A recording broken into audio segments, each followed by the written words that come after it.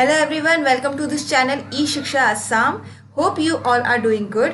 So आज हम लोग क्लास 10 साइंस के चैप्टर 6 जो कि है लाइफ प्रोसेसेस वहाँ से स्टार्टिंग करेंगे. This lecture is presented by me Bunty Saikia. सो बिना किसी देरी के let's get started. Let's start this chapter with a question. What do you mean by living? अगर कोई चीज़ जिंदा है, how can you say that it is alive? जैसे कि हम देखते हैं कोई खेल रहा है, इट इज़ अलाइव. अगर डॉगी भौंक रहा है, if it's barking it means it's alive. If a bird is flying it's alive. अगर कुछ लोग बात कर रहे हैं, they are alive. Even the growing plants are alive. Even when we say that a person is sleeping he is alive. कैसे हम लोग पता कर सकते हैं? Because it is breathing. Is breathing, that's why it's alive. ये सारे process हमें दिखाई दे रहे हैं. We can observe them. सो हम लोग क्या कह रहे हैं कि इसलिए वो अलाइव है. But there are many processes which are taking place in a body जो हमें नज़र नहीं आते हैं, लेकिन वो इंश्योर करते हैं कि we are in a living state. So those processes are known as life processes. We all know everything needs a maintenance and repairment. अगर हमारे पास एक साइकिल है, if we have a car also, तो क्या होगा? कभी उसकी टायर पंक्चर होगा, कभी उसके ब्रेक फेल्स होंगे, तो हम लोग को उसको मेंटेन करने की ज़रूरत होती है. वैसे ही हमारी बॉडी में कई सारे मेंटेनेंस या रिपेयर प्रोसेसेस होते हैं जिसकी हेल्प से हमारी बॉडी का लिविंग स्टैंडर्ड मेंटेन होता है या फिर वो परफेक्ट फंक्शनिंग के लिए हेल्पफुल होती है.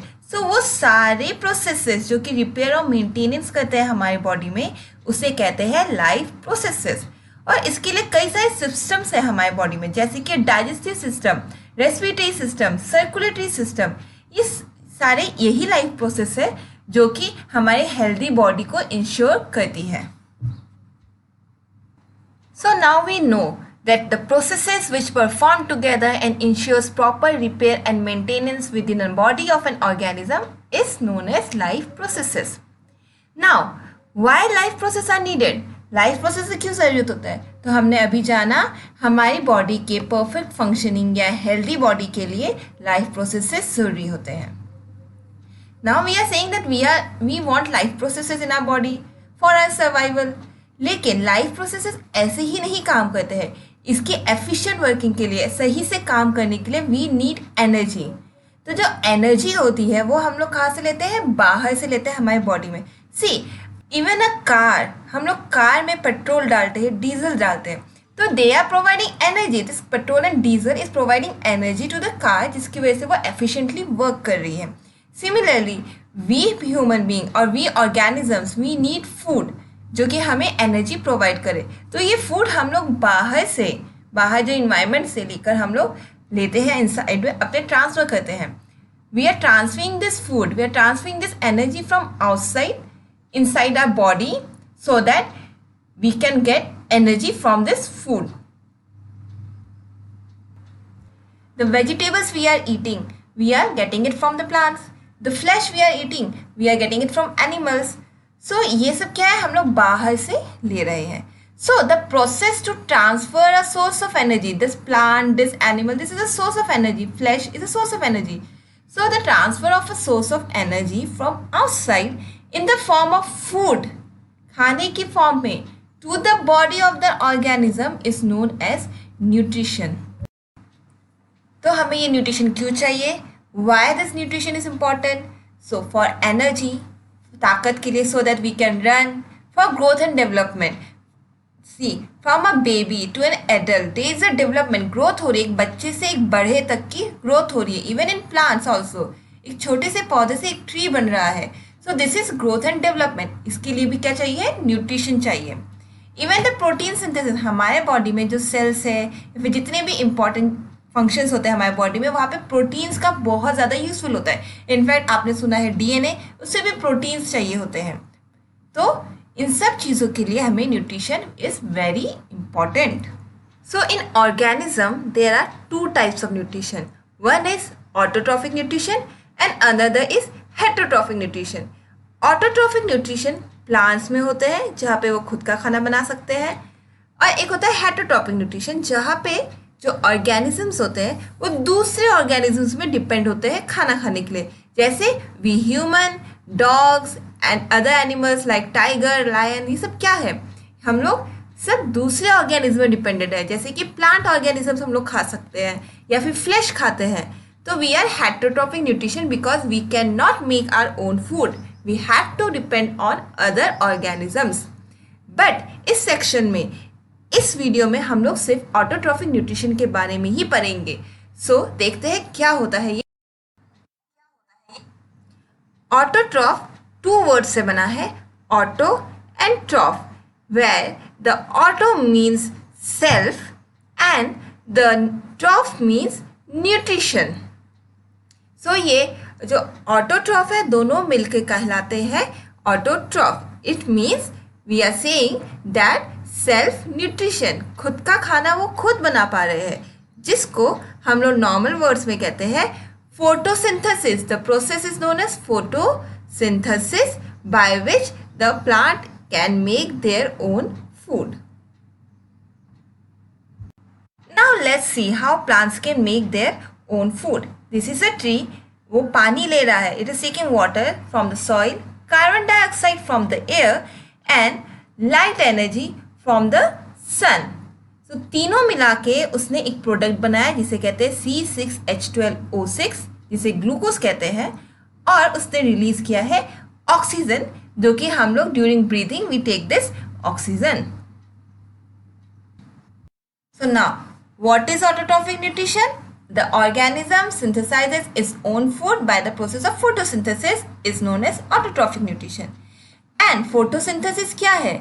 ये एक प्रोसेस है जहाँ पे हमने अभी पढ़ा कि कार्बन डाइऑक्साइड एयर से लेकर वाटर, पानी, सॉइल से लेते हुए एक ट्री ने कार्बोहाइड्रेट बनाया जिसको हम लोग कह रहे हैं glucose. See the 6CO2 plus 12H2O gives C6H12O6, जो कि बनाया है उन्होंने सनलाइट और क्लोरोफिल के प्रेजेंस में।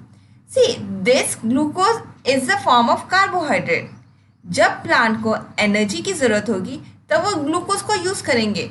तो ये ग्लूकोज किस फॉर्म में, एक फॉर्म में स्टोर होता है प्लांट में, जिसे हम लोग कहते हैं starch. So this glucose is stored in the form of starch when the energy is required by the plant uses this starch.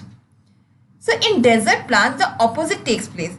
Carbohydrate रात को लिया जाता है और एक इंटरमीडिएट बनाया जाता है जो कि दिन में, at the day, the chlorophyll absorbs light energy from sun and this intermediate is activated to form the glucose, or you can say to form the starch. For the whole process of photosynthesis, there are different parts of plant which is helping the plant for the formation of their own food. So this is chlorophyll, stomata and roots. Chlorophyll, हम लोग plants देख रहे हैं कि वो green colour के हो रहे हैं, तो वो ग्रीन कलर किस लिए हो रहा है? क्लोरोफिल नाम की ग्रीन पिगमेंट से। So this chlorophyll pigment is produced by a cell organelle. Cell के अंदर एक ऑर्गेनल होता है लीफ में जिसे कहते हैं क्लोरोप्लास्ट, जो कि ये क्लोरोफिल पिगमेंट को रिलीज करता है, जिसकी वजह से हमें ग्रीन कलर दिखता है। यही क्लोरोफिल सनलाइट से लाइट एनर्जी को ट्रैप करता है फूड बनाने के लिए। सिमिलरली वी आर सेइंग कि जो लीव्स होते हैं प्लांट में, वो कार्बन डाइऑक्साइड ले रहा है, ऑक्सीजन छोड़ रहा है। So this exchange of carbon dioxide and oxygen is done by some pores in the leaf. These tiny pores are known as stomata and these pores are also helping for the evaporation of water. So जो stomata होते हैं उसमें कुछ cells होते हैं जो कि opening और closing of stomata में help कर रहे हैं, जिसको कहते हैं guard cells. तो ये क्लोज होता है जब कार्बन डाइऑक्साइड नहीं चाहिए या फिर वाटर के लॉस को स्टॉप करना होता है। Here we can see a leaf के अंदर में जो एक सेल है उसमें कैसे क्लोरोप्लास्ट, स्टोमेटा और गार्ड सेल्स अरेंज है। So here you can see chloroplast which is arranged here and then you can see stomata और गार्ड सेल्स जो कि प्रेजेंट होते हैं लीव्स में फॉर एक्सचेंज ऑफ गैसेस और for the evaporation of water. So now here we will see how this closing and opening of stomata takes place. See, this is the guard cell. ये guard cell है yellow portion का पूरा stomata का, और ये है opening. ये देखिए पोर ओपन हो रखा है ओपन स्टोमेटा का, क्योंकि वाटर फ्लो हुआ है गार्ड सेल में जो कि फूल गया है और स्टोमेटा ओपन हो गया है। सिमिलरली क्लोज स्टोमेटा में ये पोर आपको बंद दिखेगा। ये देखिए, ये स्टोमेटा पोर क्या है, ये बंद हो रखा है, क्लोज हो रखा है। क्यों? क्योंकि वाटर फ्लो आउट हो गया है गार्ड सेल से। Water flows in the guard cell और गार्ड सेल फूल गए हैं बलून की तरह और स्टोमेटा पोर खुल गया है। देखिए बहुत सिंपली ये चीज़ दिखाई गई है। Water flows inside and the stomata pores open. आप दोबारा प्ले करके देखिएगा, आपको समझ में आ जाएगा। So now the next is the roots. Roots क्यों इंपॉर्टेंट है? क्योंकि जो प्लांट है वो जो भी वाटर है, नाइट्रोजन, फॉस्फोरस, जितने भी मिनरल्स है वो सॉइल से लेता है। तो वो सॉइल से कैसे लेगा? जो प्लांट ये लेगा वो रूट से लेगा। और नाइट्रोजन क्यों इंपॉर्टेंट है? क्योंकि नाइट्रोजन प्रोटीन सिंथेसिस में बहुत हेल्पफुल है। सो इसमें डिटेल में मत जाइए, लेकिन बस इतना याद रखिए, नाइट्रोजन दो तरीके से मिल सकता है एटमॉस्फेयर से, inorganic form and organic form. Inorganic form जैसे कि नाइट्रेट्स, नाइट्राइट्स, और ऑर्गेनिक फॉर्म जो कि बैक्टीरिया, एटमॉस्फेरिक नाइट्रोजन, जो एटमॉस्फेयर में हमारे नाइट्रोजन होता है, बैक्टीरिया क्या करता है, उस एटमॉस्फेरिक नाइट्रोजन को ऐसे फिक्स करता है कि प्लांट उसको एब्जॉर्व कर सके रूट्स के थ्रू।